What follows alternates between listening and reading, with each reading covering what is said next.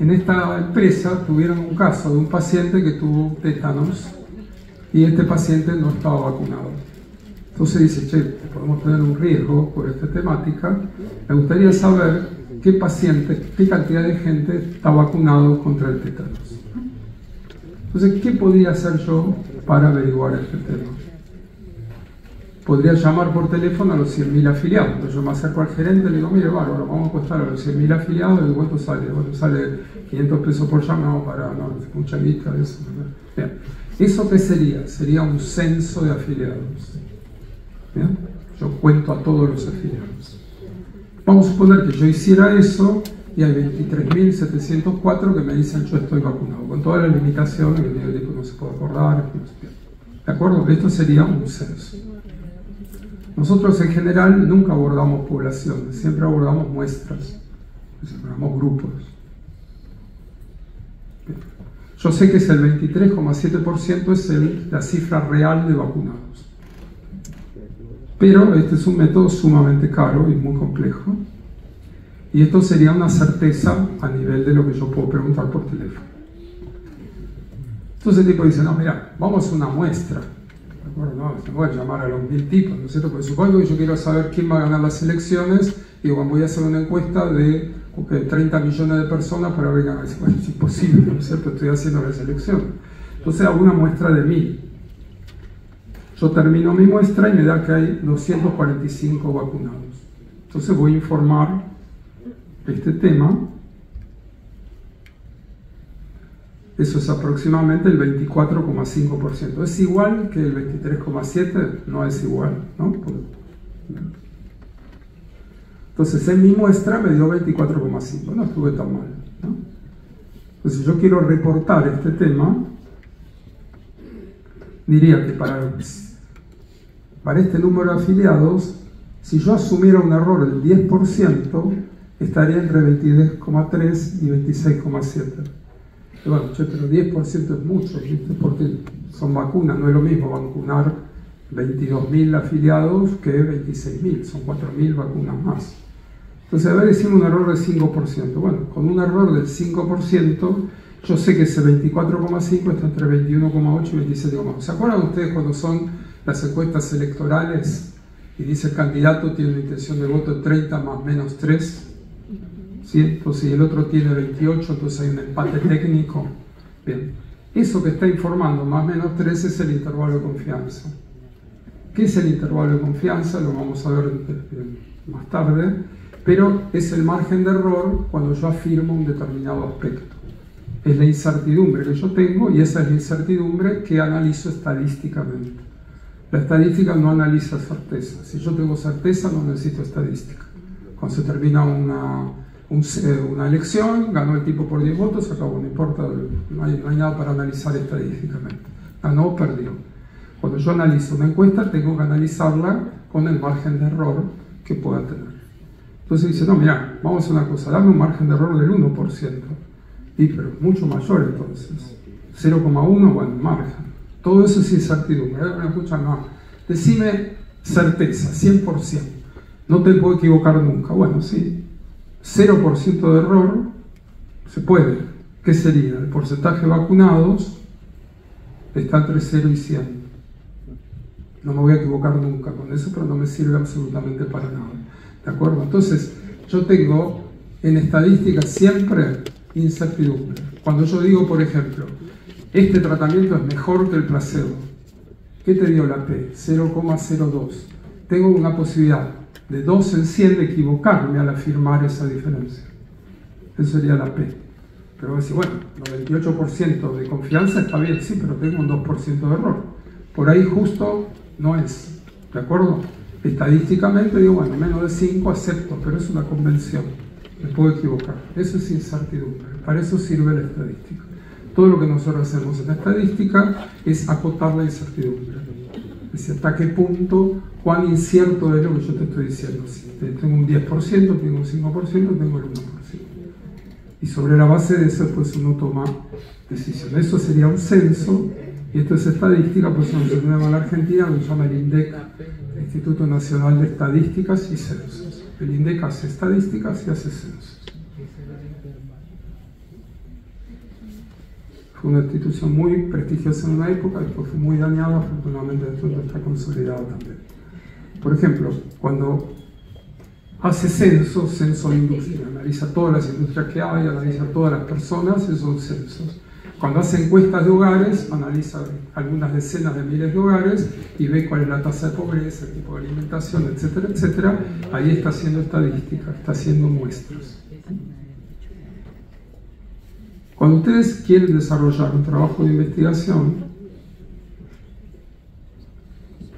ustedes empiezan por una pregunta. Una vez que tienen la pregunta, tienen que ir a leer, como yo les decía, si les ocurrió algo, tienen que ir a revisar la literatura, buscan la literatura, no encuentran una respuesta, evalúan una hipótesis, evalúan los objetivos, y una vez que tienen todo eso, recién hay un rol para la estadística. ¿Por qué? Porque tienen que definir la población, el cálculo de la muestra, etcétera, etcétera. En todos los pasos hay que estudiar, hay que ver la bibliografía. Bien, vamos para atrás.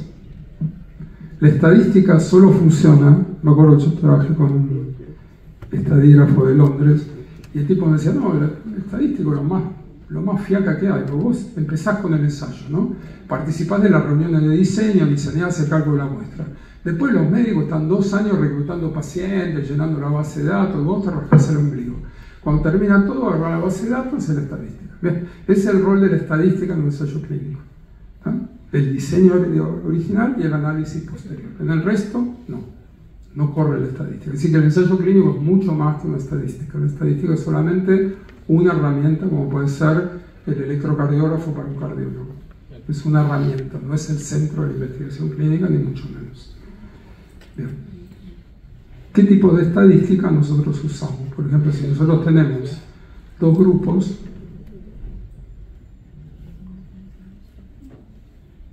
y queremos ver qué resultados obtuvimos, supongamos que esto sea, no sé, algún parámetro, es lo que se llama descriptivo. Entonces digo, el grupo A es así, el grupo B es así. Si yo quiero ver si hay diferencias, eso es lo que se llama estadística comparativa o estadística inferencial. Inferencial es una inferencia si la hipótesis es correcta o no, por eso se llama de esa manera. Entonces yo le describo todo ese trabajo y digo, bueno, este grupo tiene tal edad, tal sexo, tal, digamos, antecedentes familiares, etcétera, etcétera. Perfecto, yo estoy describiendo la población. Si quiero ver si este lado tiene más o menos que este en alguna cosa, en currículum, ¿verdad? Tengo que hacer una estadística comparativa. Y esta era una frase que le adjudicaron a Disraeli, que decía qué tipo de mentiras hay. Entonces están las mentiras comunes, the dumb lies, como diría en inglés, la publicidad, que se volvía una mentira, la política, pero la máxima de todas es la estadística. Así que la estadística se puede mentir bastante y generalmente ustedes ven estadística de todos los colores, uno dice que sube, el otro dice que baja, y bueno, para volverse loco, ¿no es cierto? Con eso. Y siempre tomamos este tema. Cuando usted tiene un problema estadístico, tienen 2 opciones. Le preguntan a ChatGPT, que te contesta todo ahora, ya ni siquiera hay que ir a leer el libro, te contesta todo lo que se te ocurra, y encontrar la solución, o te exprimís el cerebro y encontrar la desesperación. ¿De acuerdo? Y esto es un poco, uy, ¿cómo hago un ensayo clínico? ¿Cómo hago un ensayo clínico? Bueno, a mí, ¿qué ensayo clínico hay? Leerlo y decir, yo puedo hacer esto mismo o no. ¿De acuerdo? Hay que leer, hay que estudiar, no te va a salir de tu cabeza ese diseño. Y la otra alternativa, si ustedes no tienen la solución, es buscar un experto. ¿Qué sería un experto? Un experto es...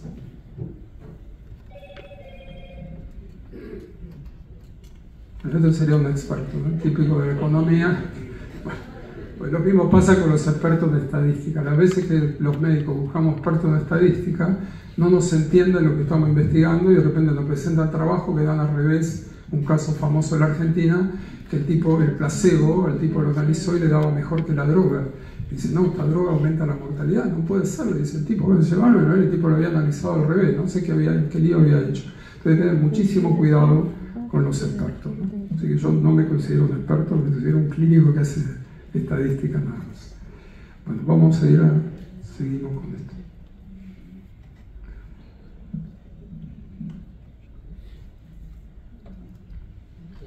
Bien.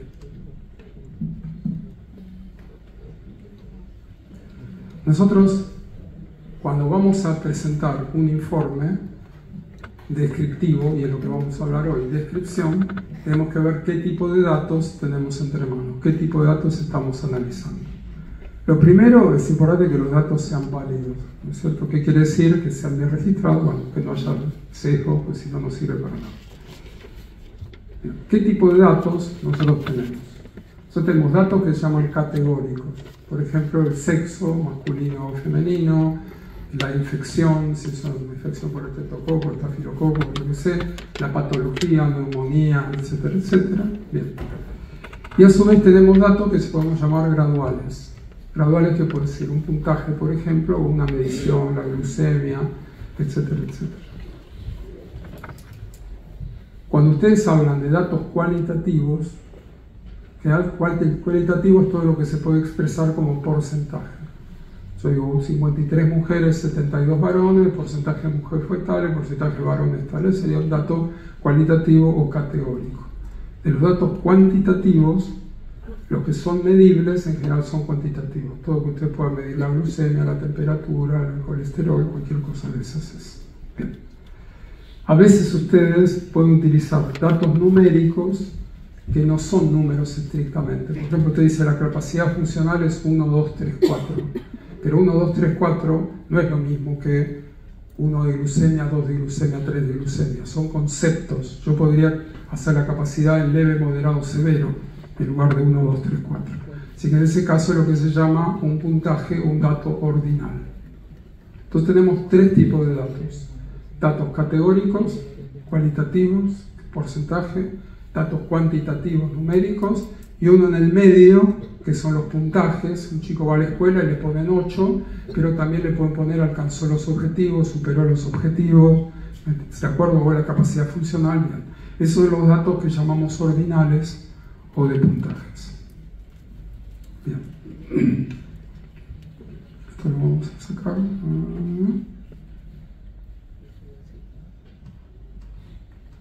Bien. Dentro de los datos cualitativos hay una forma muy común que lo llaman datos dicotómicos. Por ejemplo, ¿se murió o no se murió? Es un dato dicotómico. Tradicionalmente el sexo era un dato dicotómico también. Masculino o femenino, hoy tenemos un lío bárbaro en el género, el sexo, el pelote tremendo, pero tradicionalmente era un dato dicotómico también. Mayormente la presencia o ausencia de una patología es se infectó, no se infectó, tuvo un evento, no tuvo el evento, es un dato dicotómico. Se puede estar vivo o muerto, 0, 1, etc. Y si hay más de dos categorías, son simplemente datos cualitativos, país de nacimiento, patología, etcétera, etcétera. Después tenemos los datos que decían datos ordinales, estos puntajes, que hay gente que lo toma como dato categórico también. Y los datos cuantitativos son los datos que yo puedo medir en intervalo y proporción.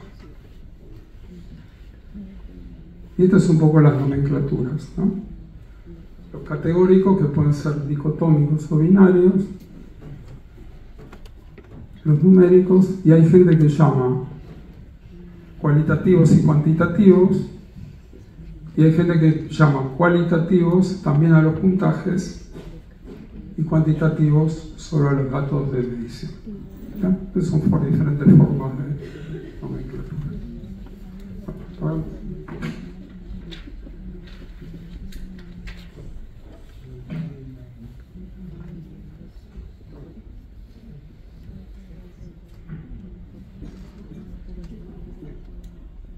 tengo que tomar agua autollándose.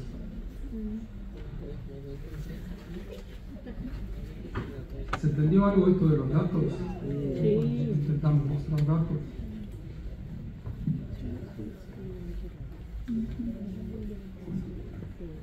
Bueno.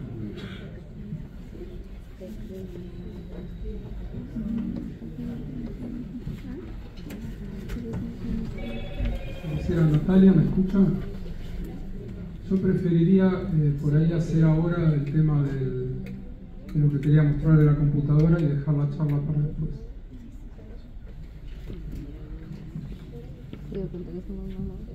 Hay gente dormida, la gente que está pasando Que yo estoy leyendo, ¿verdad? ¿Una hojita? ¿Quieres una hojita? Tengo una hojita.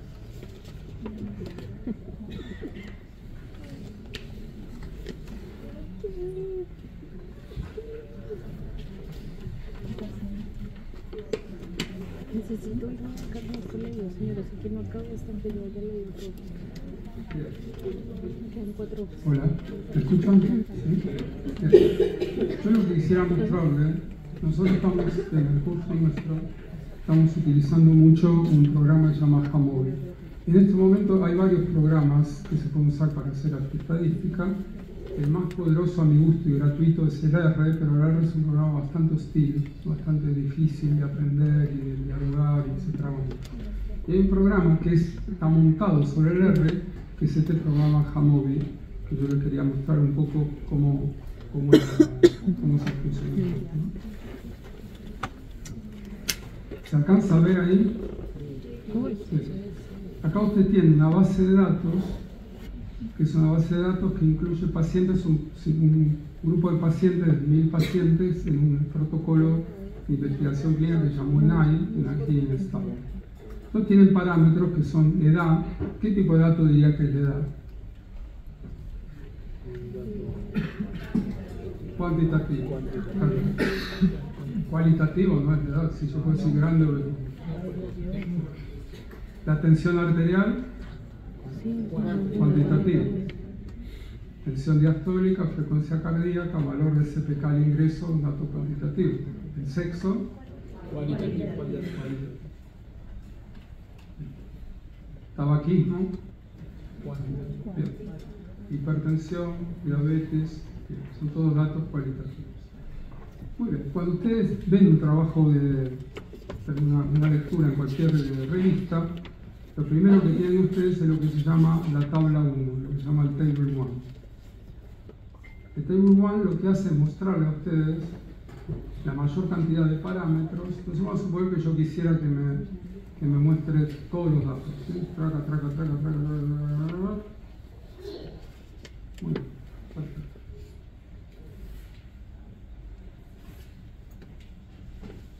¿Se ve ahí la tabla que hizo? ¿Fue muy doloroso esto? No.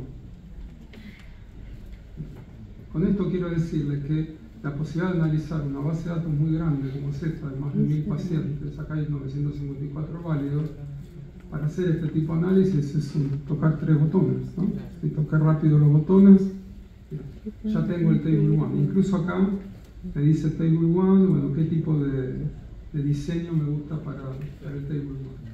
Entonces yo ahí puedo ver si los pacientes qué edad tienen. Ve que acá la edad dice desvío estándar, ¿no? Media de desvío estándar. No sé si alcanza a ver las letras. Bien. Todo lo expresó como media y desvío estándar y abajo simplemente el porcentaje. Muy bien. Entonces ahí puedo tener diferentes opciones para evaluar porcentajes. Puedo que yo ponga el nivel de sexo de esta población, ¿no? Entonces me hace el dibujito, cuántas varones, cuántas mujeres hay, una proporción, y me da el intervalo de confianza.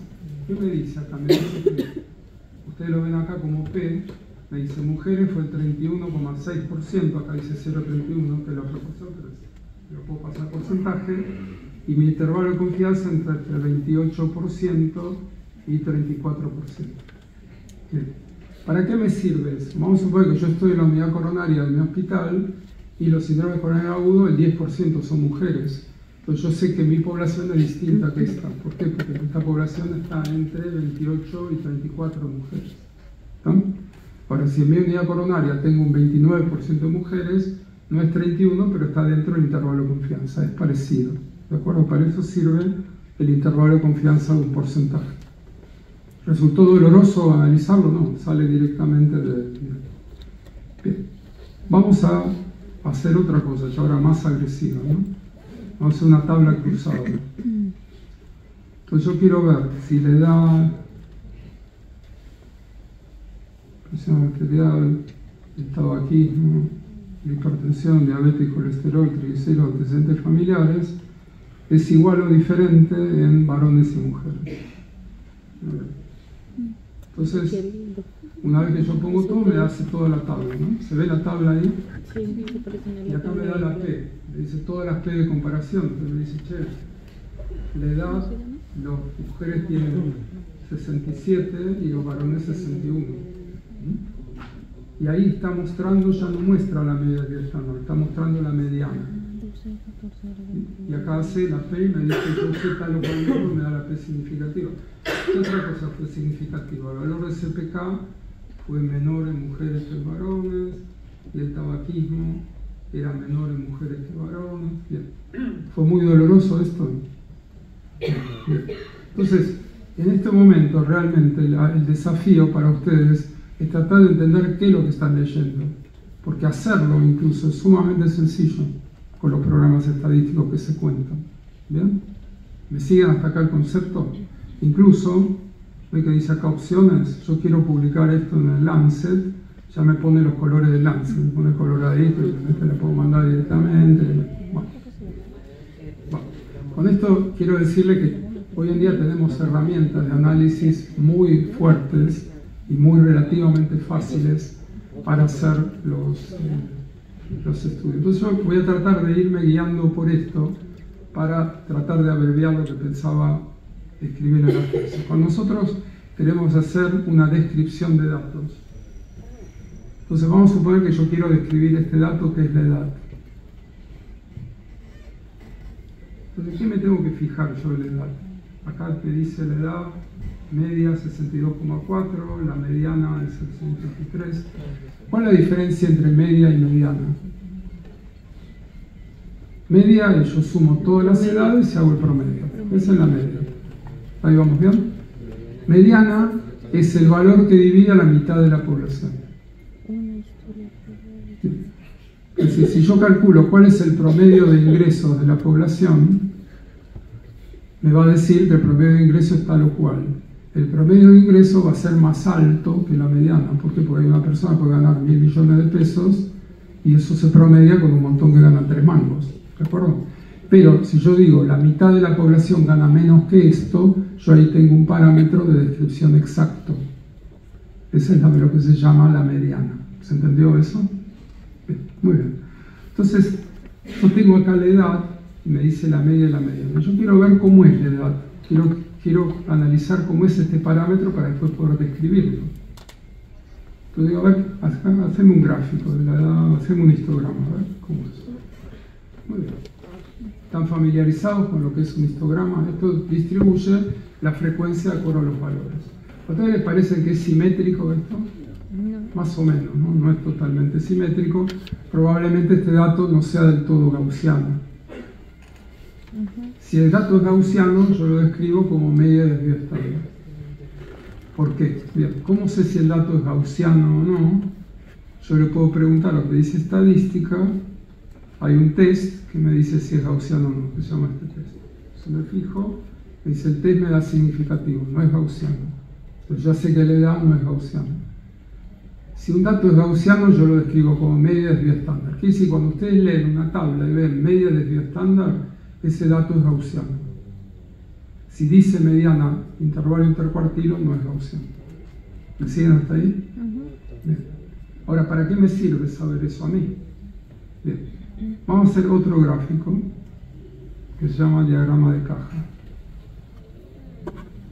¿Se ve ahí el diagrama de caja? Esto se llama diagrama de caja y bigote, porque ustedes ponen esos dos palos que salen así como si fueran los bigotes.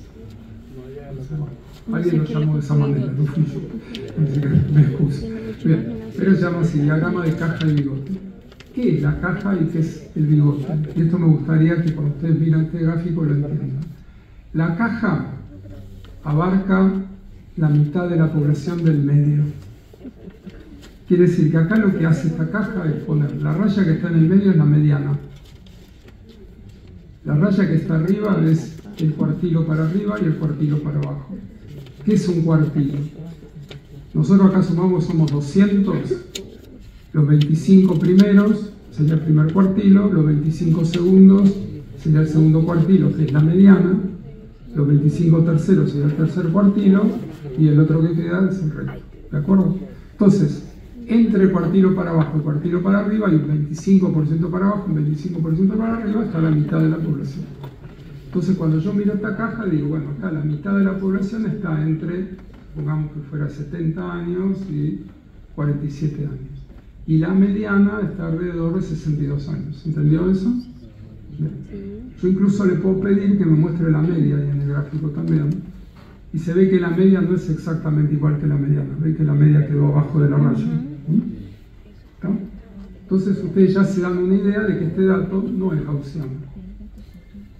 Y por lo tanto yo tengo que escribirlo como mediana e intervalos intercuartilos. Entonces le digo a la máquina que me dé eso, que me dé los cuartilos, y ahí me lo pone. Entonces me dice 25% percentil sería el cuartilo 1, 54, el 50 sería la mediana, 63, el 75 sería 71. Entonces yo sé que la mitad de la población está entre 54 y 71. Una cuarta parte está entre 54 y 73, una cuarta parte está entre 63 y 71. ¿Quedó claro esto? ¿Bien? ¿Sí o no? Sí. ¿Se ve gráficamente eso? Sí. Bueno, vamos a ver otro parámetro. Sacamos a la edad, vamos a poner la tensión arterial sistólica.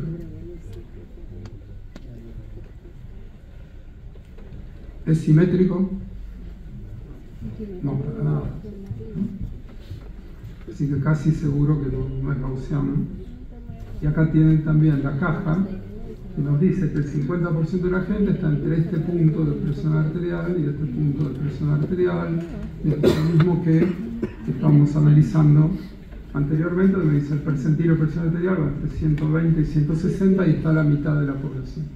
¿Vamos bien? ¿Sí? Perfecto. Vamos a ver otro valor. Vamos a sacar la TA para que no me mezcle. ¿Esto es gaussiano? No. Esta distribución es lo que se llama moda a la izquierda. Moda es donde están la mayor parte de los datos. La distribución gaussiana es modo central. ¿Bien? Moda a la izquierda. ¿Qué es moda a la izquierda? Por ejemplo, la población, el nivel de ingresos. Un montón de gente gana poco, muy poco gana mucho. Esta es la distribución de ingresos de la población. Por eso es que, si yo quiero decir, yo soy gubernamental y quiero decir que el gobierno hace bien las cosas, digo el promedio de ingresos es tal. Si yo soy anti, digo la mediana. Porque la mediana es la que, a mi forma de ver, es la que mejor refleja cuando el dato asimétrico. ¿De acuerdo? Si yo vivo en el mismo barrio que Warren Buffett y hacen el promedio de ingresos del barrio, somos todos magnates. Realmente no lo somos. ¿De acuerdo? ¿Por qué? Porque nosotros no podemos promediar. Bien. Entonces eso es lo que sería la distribución de esta moda a la izquierda. ¿Sí? La distribución gaussiana, ahora una vez que termine esto voy a mostrar lo que es la distribución gaussiana y para qué sirve, pero ya básicamente nosotros podemos estar escribiendo acá. Entonces, cuando yo veo esta tabla, me dice la edad de las mujeres era 67 la mediana. ¿Qué significa? Que la mitad tenía más de 67 y la mitad tenía menos de 67. ¿De acuerdo? Si el dato es gaussiano, media y mediana son iguales. Si el dato no es gaussiano, no. Bien. Acá dice la TA 140. Y ve que es bastante parecido la TA en mujeres que en varones. Y así cada dato me va informando los valores y sus intervalos de, digamos, su percentil, ¿no es cierto? Su intervalo intercuartilo. ¿Hasta acá vamos bien? Bien. Esta es la forma de escribir datos cuantitativos. Yo describo datos cuantitativos de dos maneras nada más. Mediana, intervalo intercuartilo, media de bioestándar. Ustedes miran la tabla. El concepto de mediana, intervalo intercuartilo quedó claro. Si yo digo 50 entre 25 y 75, yo sé que una cuarta parte está entre 25 y 50, una cuarta parte entre 50 y 75, ¿de acuerdo? Si yo digo acá por edad, de 57 a 67, ahí está el 25% de la población. Entre 67 y 74, 25% de la población. ¿Dónde está el resto? 25 tiene más de 74, 25 tiene menos de 57. ¿Sí? ¿Por qué le insisto en esta soncera? Porque cuando ustedes leen esto en la tabla, miran, ven un montón de números, ¿saben? Ahorita no sé lo que me está mostrando. Me está mostrando esto, tengo que interpretar estos datos. Esto es un tema muy importante de lectura de ensayos clínicos. Como ustedes ven, con el programa estadístico es facilísimo calcular esto. Tocan un botón y se lo hace solo, pero tengo que saber cómo leerlo. Pero yo me acuerdo cuando yo empecé a hacer estadística, tenía una Time Sinclair, que era una computadora prehistórica, así chiquitita, y teníamos un método que era el método de T. Entonces yo le decía, hágame el promedio de la edad. Me decía, promedio de la edad, y me daba una P significativa. Digo, ¿qué P significativa si yo no estoy comparando con nadie? ¿Me entienden? Entonces me decía, promedio de la edad es tanto y tanto, P significativo. Bueno, yo igual me ponía contento, porque cuando era significativo es algo bueno, pero no sabía qué diablos me... Bueno, ¿qué es lo que hacía la máquina? Comparaba con 0. Entonces decía, si el promedio de la edad es diferente de 0, yo lo pongo como significativo. ¿Por qué? No tengo la menor idea, pero eso hacía la máquina. ¿De acuerdo? Pero yo no sabía qué me está contando, no podía interpretar cuál era el mensaje que me estaba contestando la máquina. ¿Queda claro? Entonces yo puedo ver P significativa por todos lados, pero no sé qué diablo estoy leyendo. Bien. Muy bien. Vamos a ver otro parámetro cuantitativo, si quieren la frecuencia cardíaca.